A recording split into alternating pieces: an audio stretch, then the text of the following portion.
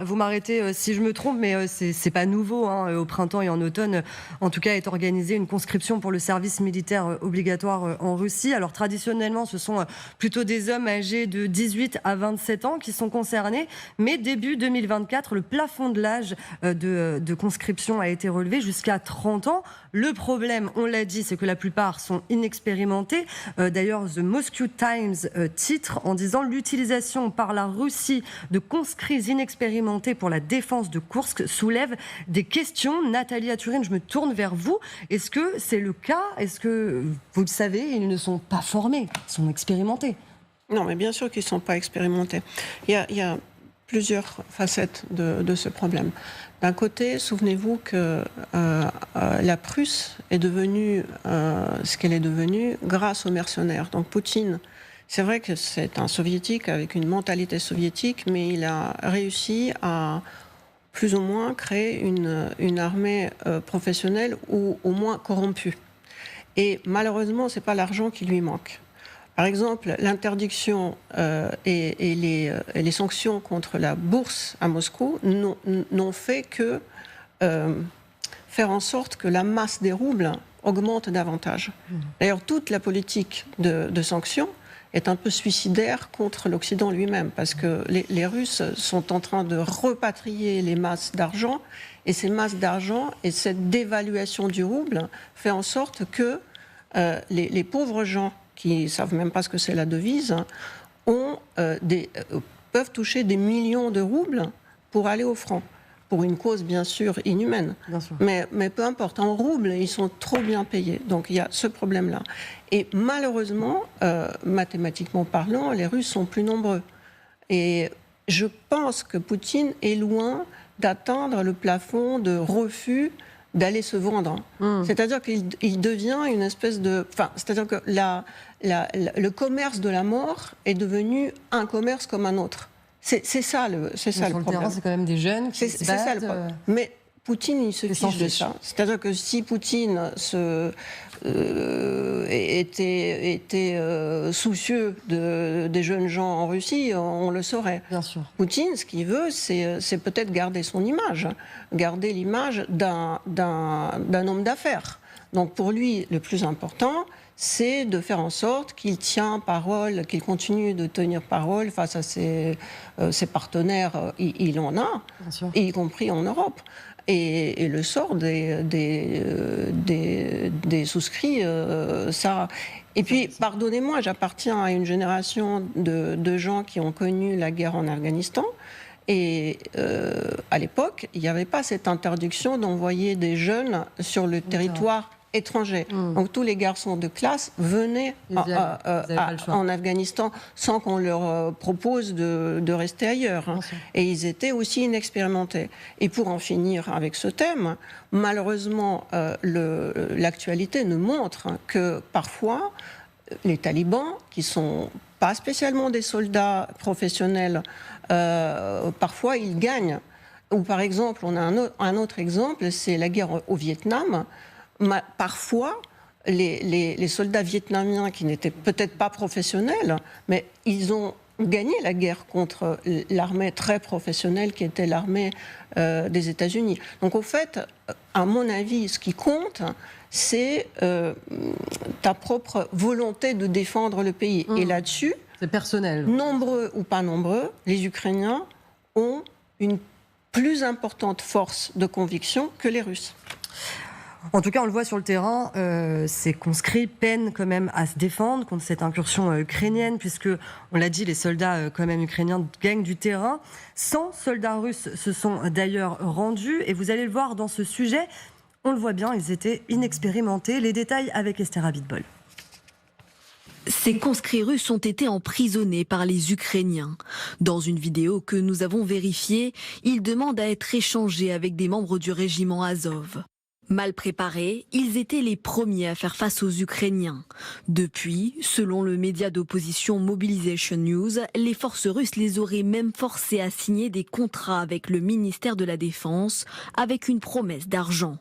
En 2022, Olga a défendu son fils conscrit qui était sur le point d'être envoyé à la guerre.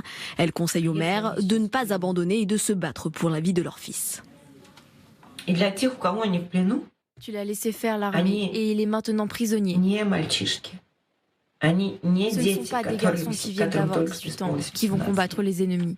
Они солдаты вражеской армии. Pensez-vous que le ministère de la Défense regarde... Неужели вы думаете, что чиновников Минобороны, вы посмотрите, сколько там арестов.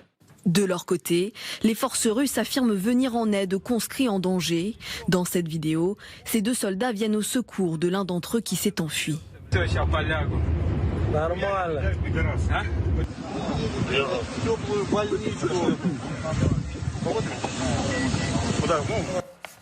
Alors, on le voit, c'est des jeunes finalement qui n'ont pas l'habitude de la guerre. Oksana Melnichuk, qu'est-ce que ça vous évoque, ces images ? Ah non, mais vous savez, la justice arrive, Dieu merci.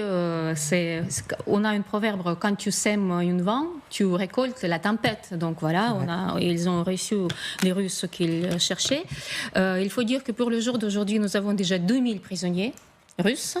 Ces 100 prisonniers qui étaient pris aujourd'hui, c'est dans le cadre assez intéressant parce qu'il y avait un bunker sur le territoire de la région de Koursk, avec toute l'infrastructure très bien développée, avec les salles de bain, avec les salles de sport. Donc c'était vraiment un vrai bunker très important. Et à part des conscrits, il y avait aussi ces fameux kadyrovtsi, ces fameux Ahmad. Donc tous ces gens-là étaient bien prisonniers. Donc c'est l'un des objectifs aussi. Il y a beaucoup d'objectifs, mais l'un des objectifs, c'est vraiment d'avoir une bonne quantité pour l'échange des prisonniers. Mais l'objectif principal de cette opération, elle était bien déjà définie par nos militaires, c'est organiser ces zones tampons à 100 km de profondeur de la Russie pour organiser la zone contrôlable par l'armée ukrainienne pour éviter les bombardements par les bombes flottantes, la région de Soumy et de Kharkiv qui a subi énormément de ces bombardements depuis le début de la guerre. Donc vous parlez de 2000 prisonniers russes. Ce sont les chiffres des Ukrainiens, bien sûr. Et du coup, je me tourne vers vous, Aline Lebay-Kramer. Qu'est-ce qu'ils disent, ces prisonniers russes ? On le sait. Qu'est-ce qu'ils disent aux autorités ukrainiennes ? Parce que là, on le voit dans ce reportage, ils sont quand même jeunes, pas formés. Est-ce que c'est ce qui en ressort ?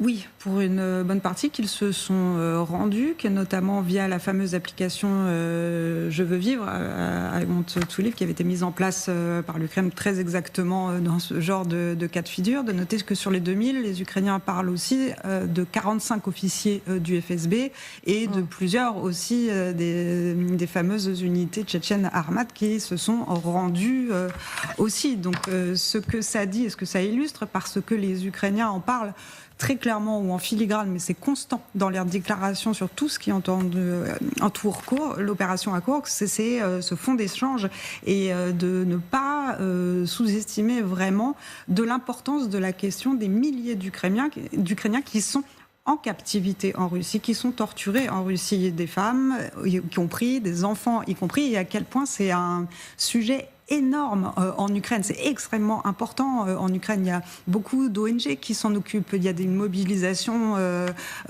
populaires, j'ai envie de dire, en plus de celles des autorités autour de cette question. Parce qu'en Ukraine, l'Ukraine, son sujet, c'est pas d'aller conquérir des territoires russes. L'Ukraine, son sujet, c'est de se défendre, de protéger la vie des Ukrainiens et de ramener tout le monde à la maison, ceux qui sont captifs en Russie, et de libérer ceux qui sont sous le joug de l'occupation russe dans les territoires provisoirement occupés. Donc il y a tout ça qui est en jeu, et sur ce point, il semble d'ailleurs que Dmytro Loubinets, qui est en charge notamment du retour des enfants, de rappeler qu'il y a quand même à minima 20 000 enfants ukrainiens qui ont été déportés. Donc il y a tout ça dans la balance, et c'est un enjeu majeur pour les Ukrainiens. Donc c'est un des sujets de ce type d'action. Donc ce fonds d'échange étant reconstitué, je cite la formule de Volodymyr Zelensky à ce sujet, il semble qu'il y ait d'ores et déjà des contacts annoncés par M. Lubinets sur cette question très précise de faire revenir le maximum possible d'Ukrainiens de Russie en Ukraine. Côté russe, on imagine aussi de voir que y a ces soldats russes qui se rendent, qui finissent prisonniers, qui ont du mal à combattre sur le terrain face à cette incursion ukrainienne. On imagine que ça doit quand même jouer sur le moral des Russes. Ça doit pas vraiment donner envie aux jeunes Russes de s'engager. Claude, Blanche Maison, vous pouvez... Oui, enfin, les premiers jours, on a vu les récits des Ukrainiens qui ont été transmis par le côté ukrainien. Ils sont tombés sur des soldats russes qui ne s'attendaient pas du tout à voir des Ukrainiens. Certains étaient même en train de déjeuner ou de prendre le café, ouais, etc. Donc, c'est tout juste, s'ils leur ont pas dit bonjour, qu'est-ce que vous voulez ? Et effectivement, il n'y avait pas eu de préparation par le commandement de cette arrivée, de cette incursion de l'armée ukrainienne. Donc ça, c'est quand même une première faute, en effet, du commandement russe, de absolument pas avoir préparé les unités à ce qui allait se passer, et de ne pas les avoir mis dans une position de défense, finalement. Par ailleurs, effectivement, ils se sont rendus massivement, y compris des unités, en effet, Khabarovski, etc., qui sont un peu particulières.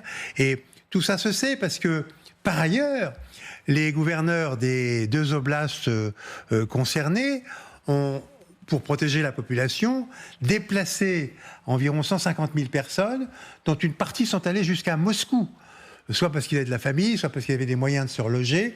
D'autres sont allés ailleurs, dans d'autres endroits. Mais ces gens vont parler en arrivant là-bas. Et ils vont dire « Nous sommes envahis par l'Ukraine ». Ce qui est tout à fait énorme, en effet. Et du coup, les organes de propagande, la télévision russe officielle, a été obligée d'en parler. Mais d'en parler à sa manière, naturellement. En parlant aussi de terroristes qui avaient pénétré sur le territoire. Et on peut imaginer que ça devrait normalement provoquer des réactions dans la population russe, parce qu'elle réalise maintenant qu'elle est en guerre, qu'elle risque d'être envahie. On voyait parmi ces personnes mises à l'abri et déplacées des pères de famille désespérés qui disaient « mais ma maison va être détruite ». Et si elle n'a pas été détruite par les Ukrainiens qui arrivaient, elle va être détruite par les Russes qui vont contre-attaquer. Bien sûr. Et par conséquent, on va tout perdre. On va tout perdre parce que Poutine, qui devait nous protéger, ne nous protège en réalité pas du tout.